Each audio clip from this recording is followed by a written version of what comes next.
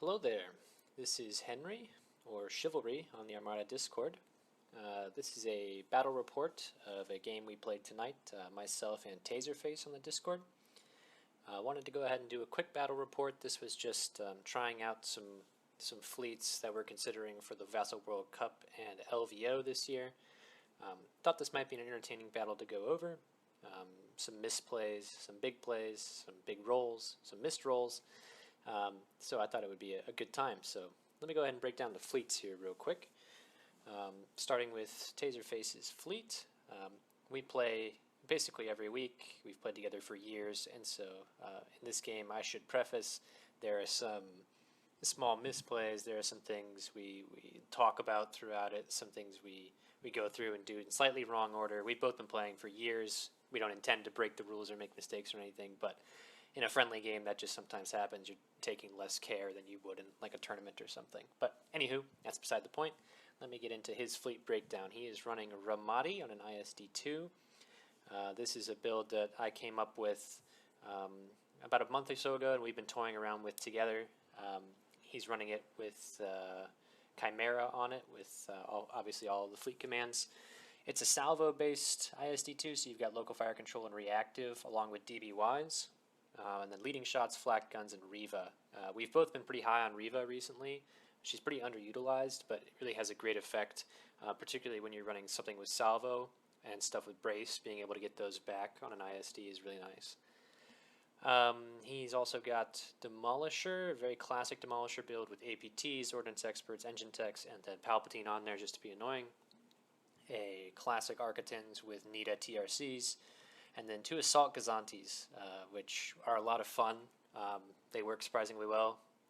Obviously with Romodi you can be throwing 3 dice with a Confire dial, which is pretty sweet. He's got one with Vader Commsnet and the other with Hondo Commsnet. So a pretty scary fleet, lots of firepower.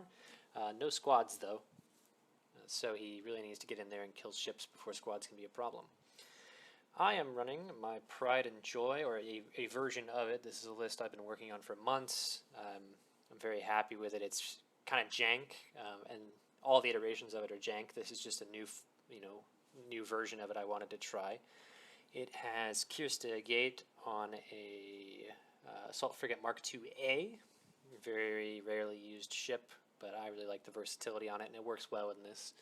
I've got Ruthless Strategist, LTTs, Whale Explosives, Reactive Gunnery, and Paragon. Kind of an odd melding of things, but I could maybe do a deep dive on this fleet later down the road, why I've chosen everything on it. Next we have a Pelta with Ahsoka, IF, and X-Rax.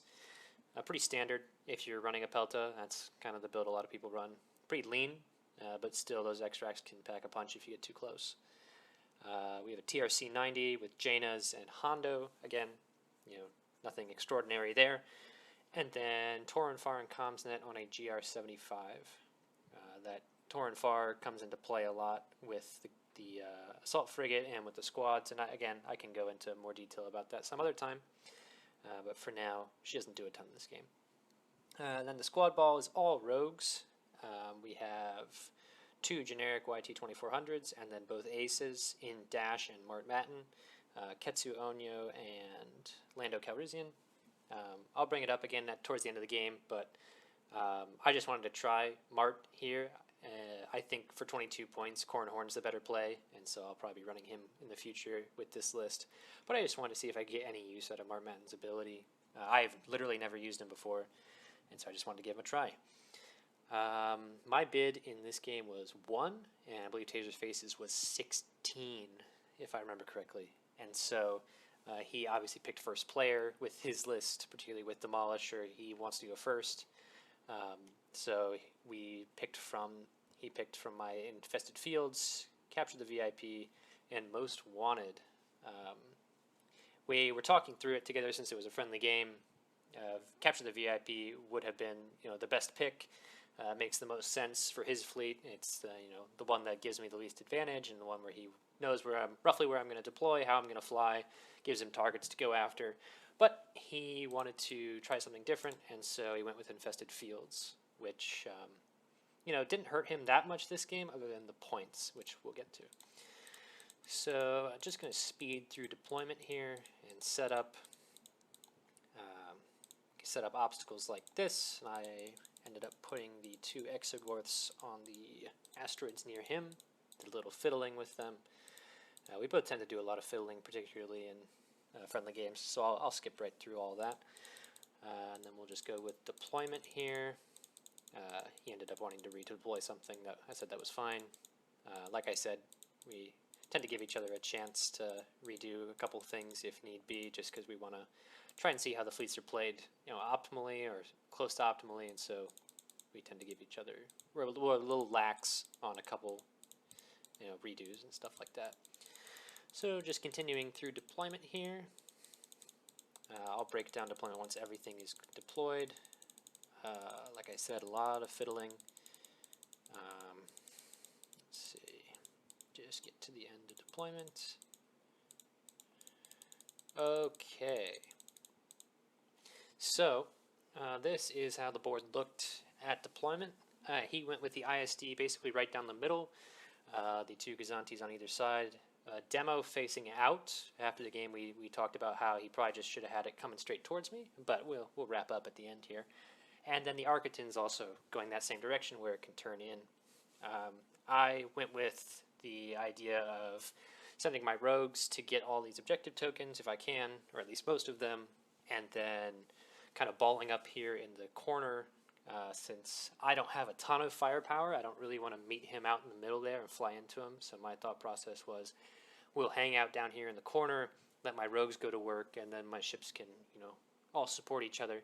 I wanted to protect the CR-90 and the Pelta since they're, much easier targets than the assault frigate, which we call it a guppy. I'm probably going to call it a guppy during this video many times. If you ever hear me say that, I'm just referring to the assault frigate. So the assault frigate is very, very tanky with the gate. I ended up taking a salvo on it here, which you do in most games. But she's so annoying to try to kill, and it has such a good defense token suite that I wanted to put it out there as the more appealing target and try to protect my squishier ships. So let's continue on here. The first parts of the game aren't too exciting. It's just moving in, kind of those beginning doldrums of games. And I'll skip through it all here. As you can see, he does that big tight turn, speed 2 with engine techs on demo, bringing him back in towards the fight. And he has, I believe, entrapment formation? Yeah, entrapment formation active first on Chimera. He didn't use it this turn, but he's got that for next turn. Like I said, what I should actually go over here. So his movement to bring in the ISD relatively aggressively at speed 2 like that made me start to reconsider my plan, and I'll go more into detail in a little while, but it made me start to think about, because my goal had been play super safe in the corner, and if he plays cagey, just let my rogues go to work, try to kill, probably demolish her, but if the Arcatins comes forward at all, I can go for that, just because my rogues average about 6 damage a turn, and that can melt through his small ships very quickly. Now, the ISD I wasn't super keen on attacking because of all the Salvo Attack, but as we'll see, he doesn't give me much of an option. So I just claim 2 tokens right off the bat and then move some squads up just to give myself options. Everybody is speed 4 except Lando, so he's the only one whose positioning matters a ton here at the beginning. Here I do something stupid. I'm just moving the objective, or the obstacles per the objective. Nothing big there, but then I get lazy and I don't measure where that Exogorth is, and it just is barely clipping Mart Patton. So, as you'll see, that stops him in his tracks next turn. Alright, going into turn 2 here. Like I said, I'll skip through quite a bit of this, just positioning. At this point, I was thinking that I would try to speed up a bit and try to kind of squirt out the top and around, because this ISD is just going to swing down here and try to get stuff at medium range where I can't escape, and so I wanted to start speeding up to move things out the top, which doesn't end up working out a ton for me, but that was my idea at this point. So everything kind of goes to speed 2. I don't exactly remember. Oh, that shot was from the Gazanti to Mart Patton. Forgot what that was for a second. going. That Agate stays just out of long, which is very unfortunate.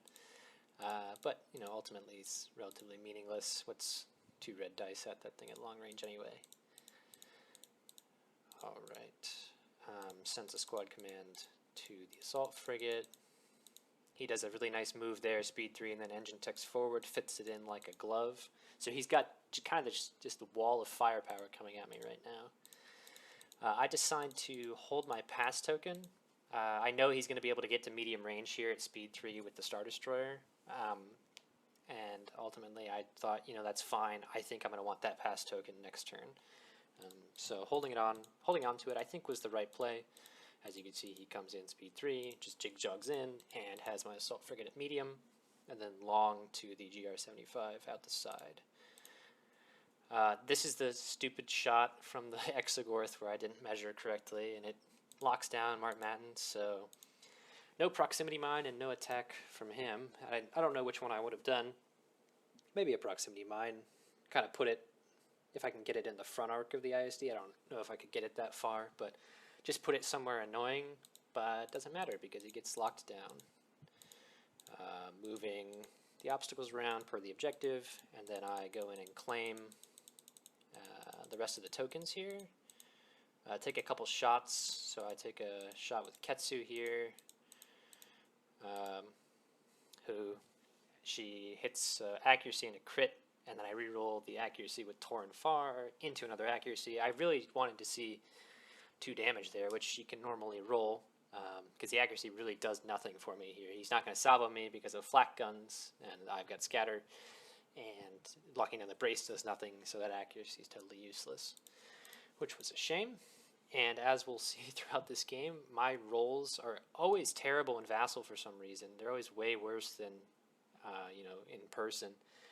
And our rolls are very, very different, his and I's, this game. So that's just a little bit of a precursor there. So moving, I believe this is Dash. Dash rolls a hit. I didn't have the balls to re-roll it. I figured just take the guaranteed damage instead of maybe getting the blank. At this point I knew I was going to have to kill the ISD, and so I thought I just need to get as much damage into it as possible, so I'm going to take the guaranteed 1. He salvos back at Dash. Then, let's see. I believe we have Lando goes in and whiffs totally. Gets salvoed for nothing.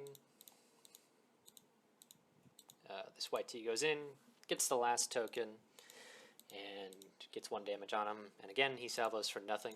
So his salvo luck was pretty bad the whole game, which was nice. At least his attacks against my squads, which, you know, helped. So replacing Exogorths, and we move on to round 3. So we both activate our IFs for this turn. So we've both got that active. And then he is first player, of course, so he'll go first here in a second. He goes with, what does he end up activating first? He goes with Gazanti first. And so this is a situation we were talking about. I can force him to go last here with my pass token. And he's always going to go last with that ISD.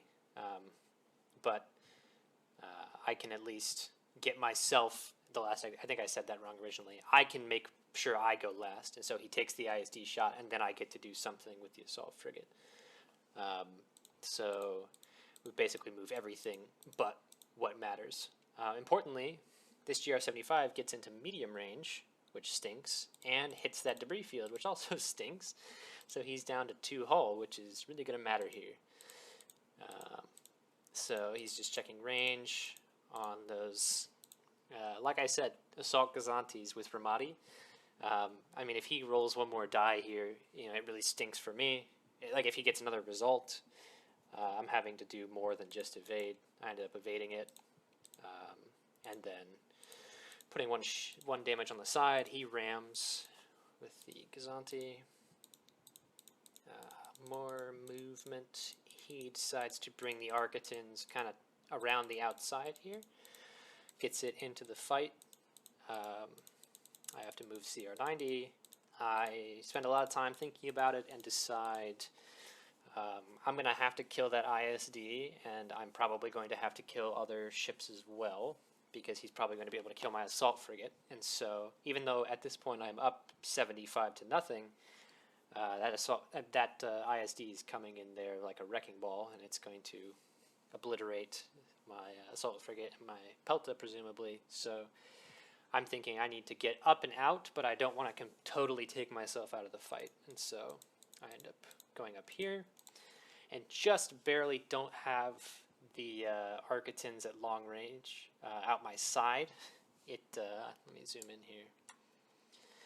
As you can see, it just barely, I don't have the side. I technically, via my line there, my arcs, I would have him double arced, but I'm just out of range, which is going to matter.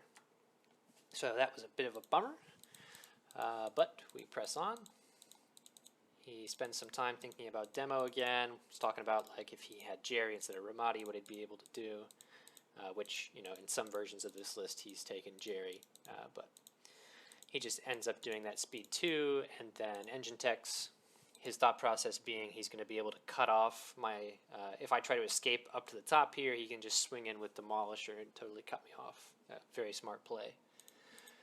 Alright, Pelta moves, same thought, you know, Pelta being only able to go up to speed 2, and since I don't have engine techs, I can't fake speed 3. I was thinking, well, the Pelta's probably not going to be able to get away, so I wanted to get it set up in a way where I'd have decent arcs on him if he does bring that ISD and Arcatins in, because I've got the extracts, and so if he gets too close, I can definitely thump him. And so I wanted to, again, keep it, you know, bouncing towards the outside, but still keep it in the fight. I spent a lot of time thinking about it. I realized there's really no way I can avoid long range. So, end up here, which I feel like is a decent spot for it, all things considered. And now we get into some of the insane rolls of the game. So this is his side shot from the ISD into my GR75. So already 2 natural doubles, and then 2 natural accuracies, and that is the exact roll he needed to kill it in one shot, since it just has 2 health left. So well, even if it had 3 health, that's still enough. So perfect roll from him. I was a little salty, but you know, such is Armada.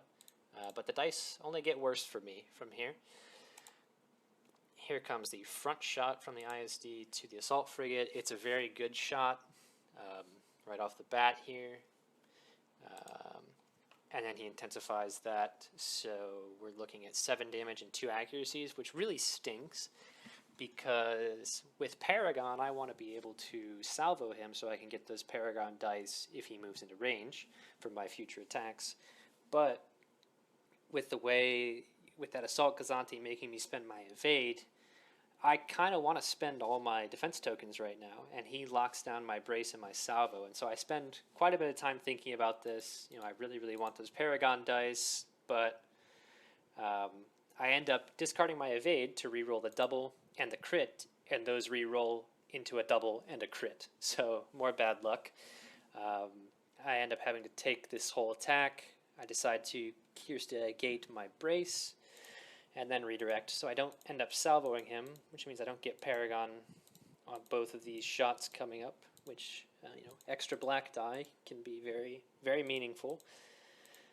So he spends a little time thinking about what he wants to do, ends up coming down this way, because he's thinking if he can get a good shot next turn, you know, kill or seriously maim something and then get out. It's his thought process, or at least pull my squads the wrong way if I have to chase him. So I do have the double arc. We're just figuring that out here. I've got side and front to his side. So moving on to the rolls with the assault frigate here. I don't know. There we go.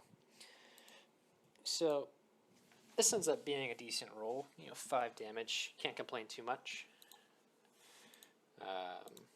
And I just got my brace back with Whalix there. I forgot to do that earlier. And he was gracious enough to allow me to do it slightly late.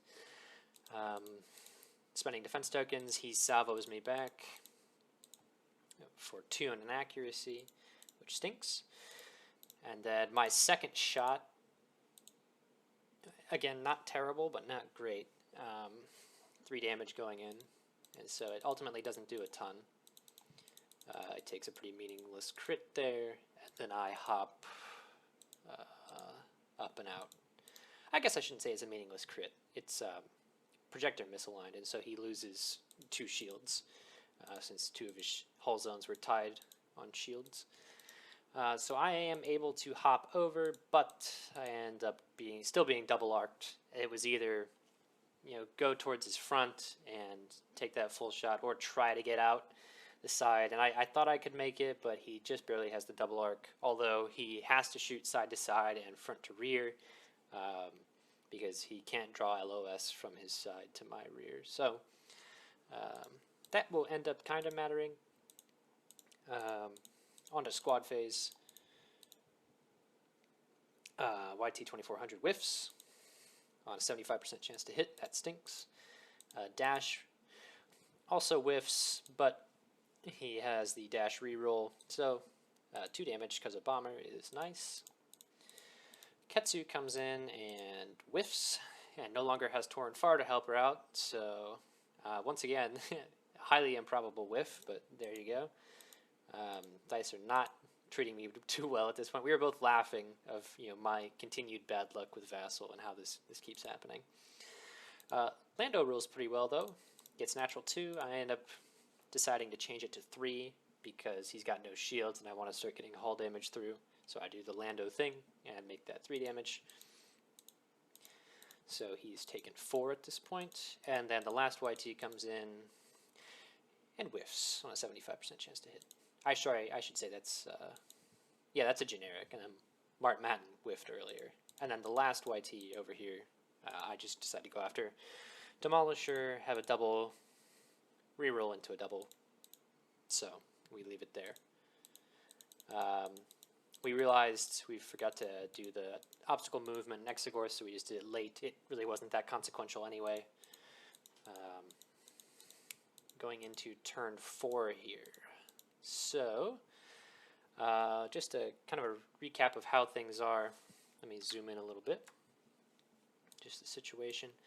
So, Assault Frigate is still full hull, has some shields, but importantly, no shields on this hull zone. ISD is down to 7 health and no shields. Everything else is coming in this way, and I'm trying to escape that way. And then 5 squads kind of in the picture here, and this one a bit off to the side, a little bit out of position, but I needed him to get the points over here. So, let me get this back set up. He has first shot, so this is his ISD front to my rear of the assault frigate, and I'm thinking, okay, this is a bit better, this is more manageable, but he's got leading shots, and he rattles off. Another great roll. 10 damage on 7 dice. And he's got the reroll tech. He had IF if he needed it, but man, just another tough slap to my ships here that I have to deal with. So importantly, while it's a ton of damage, he didn't get any accuracies, which means I didn't have to discard anything, so I could use all 3 of my defense tokens and hold on to them. So I end up taking a life support failure, meaning I lose my 3 precious tokens, which kind of stunk. I had engineering, con, fire, and nav, I believe. I might have had a squad, I don't remember. Would have liked to have held on to them, but such is Armada. So, the Salvo Attack, 3 damage is great for Salvo. Didn't have to IF at all. And I'm able to get through something that doesn't matter very much. Comms noise. I just set his next squad or his next dial to a squad, and then he takes the side to side here. And again, no accuracies granted. It wouldn't have mattered as much on this roll, and so I'm able to brace and redirect that just to shields. And I decide not to salvo him here because I'm fairly confident that my other ships and squads can take down that ISD. So the assault frigate limps out of there with basically no shields and 4 hull. Actually, I'm pretty sure it is just straight up no shields. Yeah. Totally naked with 4 hull. going towards that Demolisher and that Arcaton is not a great situation. So he ends up moving down here. That ISD is, good as dead at this point. I just need to focus on other stuff. And so I take the front shot to his Arcatons, reroll the blank into a blank with LTDs. I don't know why I bothered taking them. They never seem to get me good stuff. That's obviously an exaggeration, but this game, it was definitely true. Ended up with 3 damage, so not great, not terrible. Force him to redirect. Second shot is much better. LTTs actually did get me a double there, so maybe I spoke too soon.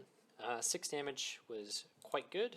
He discards an evade though, and knocks it down to 3 damage, so gotta love those evade changes. So kind of stripped shields, and then moved forward. Knew I couldn't really do a ton here. I was able to recover 2 shields with a repair command, but that assault frigate's definitely dead.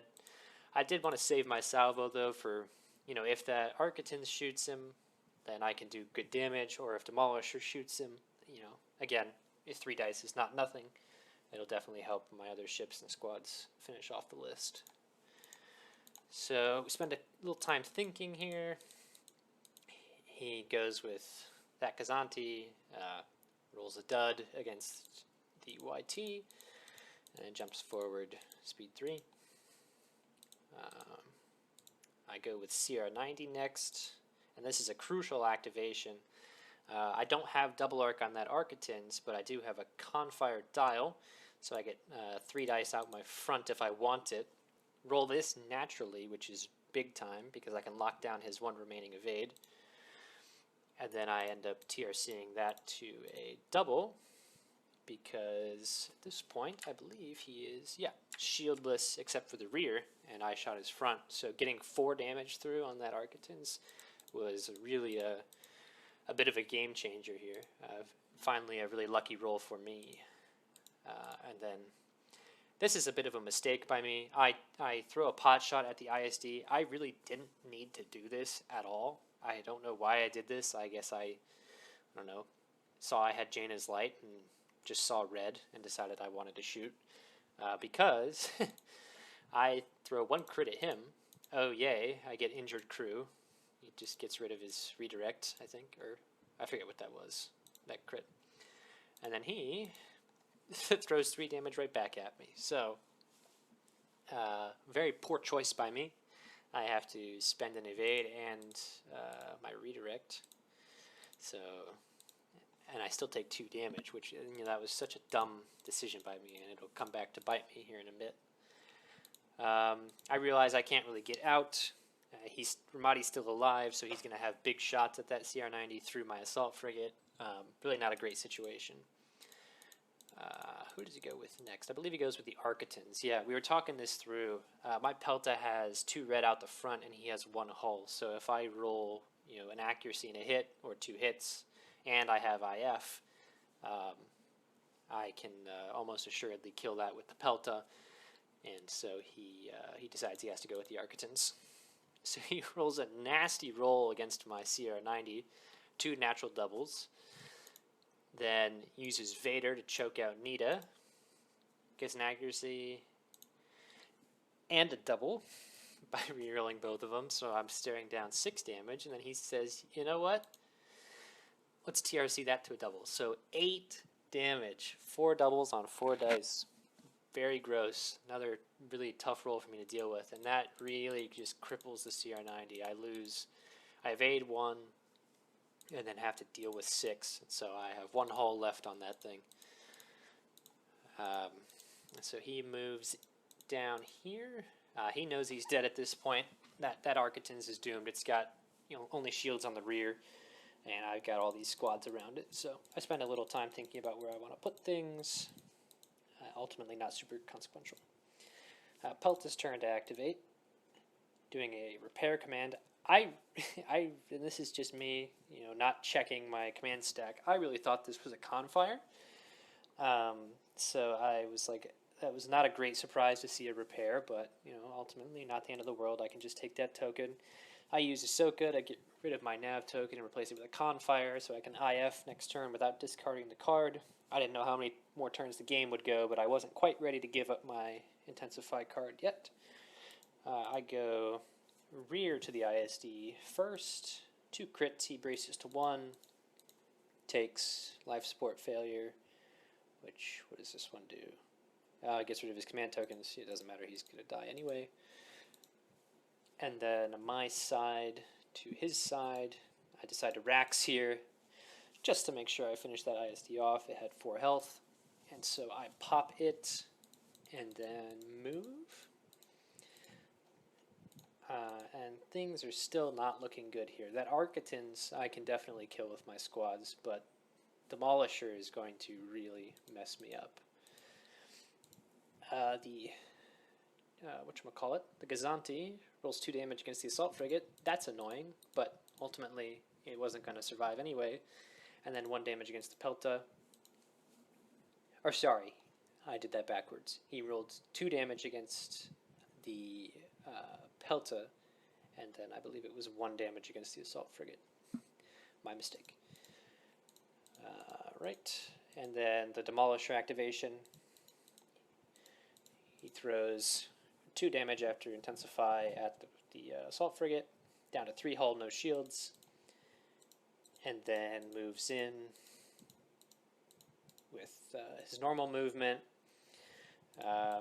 Ordnance Experts plus Intensify, 4 damage, dead Guppy, and I I get off a pretty putrid salvo there initially, re-rolling an accuracy into a blank with LTTs, thank you very much. But then IF makes it 2, so a little bit of damage on. And then the Guppy goes down. So at this point, he makes a very, very good play. He spends a lot of time thinking about it, what he wants to do, and he puts me in a very bad situation here, where he double arcs. This is a great stopping point right here. He double arcs the Pelta, and then is in a position where he can shoot like his normal shot, so either front or side, probably front in this case, to my Pelta, and then do his normal movement, ramming and killing the CR90 on 1 health, and coming back and being able to shoot side to side to the Pelta, leaving me in a world of hurt. And so, let me bring the dice back up. We go, at this point we decide just to go ahead with the Demolisher shots for next turn, because we're going to call the game one way or another at this point. My squads can kill the Arcatins, presumably in 1 squad, maybe 2 if he gets lucky on my rolls / rerolls with Evade. And then everything else I can send over to Demolisher into the Unshielded Rear and start putting damage on that, which that'll fold pretty quickly. And so what he wanted to figure out at this point was his 2 shots with Demolisher, are they enough to kill the Pelta? Because if so, it's a mutual tabling and I win 6-5. If he is not able to kill the Pelta, then I win much bigger. And so he shoots the Pelta, gets a pretty darn good roll from the front.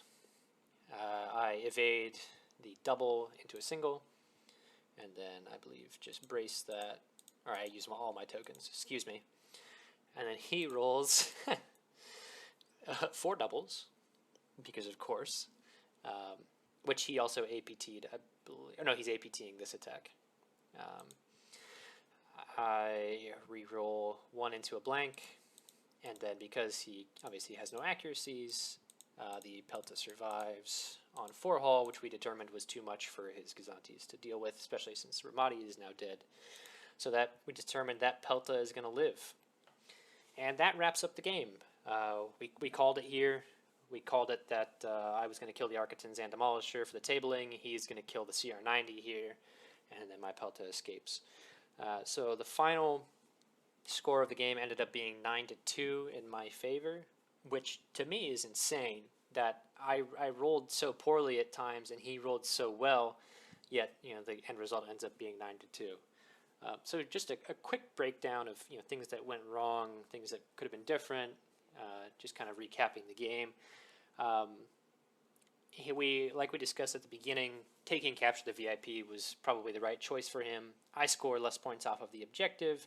He knows roughly where I'm going to deploy and where my ships are going to go. I could grab the VIP token with either the assault frigate or the CR-90. With the assault frigate, I grab it and I just say, let's brawl here, and everything fights everything. And I just have to hope my squads can be the difference. Or I grab it with the CR-90 and just speed 4, run around the board. And if he wants to chase me with stuff, then he has to point things towards the CR-90, and I can come up to the side or behind it and attack it that way. So definitely the better objective choice. It would make for a fun game, but we wanted to try infested fields here. So getting those 75 points from the objective was big. That helps push it to a 9-2 instead of an 8-3. We were talking about mistakes. I talked about how I should probably have just kept things going slow in the corner instead of trying to speed up and get away, because the way he had his ISD pointed and Demolisher coming in and the Architans with the big side arc, I'm probably not getting things away, going out the top here. I should have just kept everything slow rolling in the corner, and then if he wants to bring his ships into my squads, so be it. I have overlapping firepower and the squads to chew on stuff. He was talking about how while he rolled really, really well, missing out on an accuracy on the ISD second front shot at the assault frigate was big, because I was able to use my defense tokens on both attacks instead of maybe discarding the brace and not being able to brace the second attack. All in all, though, I think it just came down to squadrons, or when you don't have any kind of squadron screen, and especially with rogues that I don't have to command, they can be a real nuisance. I mean, throwing 5 to 6 damage a turn can really start to add up, and just a few missed accuracies, no matter how good your damage numbers are, sometimes those missed accuracies can be the difference. So I thought this was a really fun game. I thought it was very back and forth. There were a lot of points in this game. I thought I was for sure losing with how I was rolling and how he was rolling, but as it turned out, I was able to pull it out. I thought it was a really fun game, pretty well played on both sides, with a few key mistakes here and there. But I hope you enjoyed, and I'll be putting out some more of these battle reports in the future. I plan to do several videos during the Vassal World Cup and recaps of the Las Vegas Open, both the casual and competitive tournament out there towards the end of January. So like I said, I hope you enjoyed, and I'll see you around. Thanks.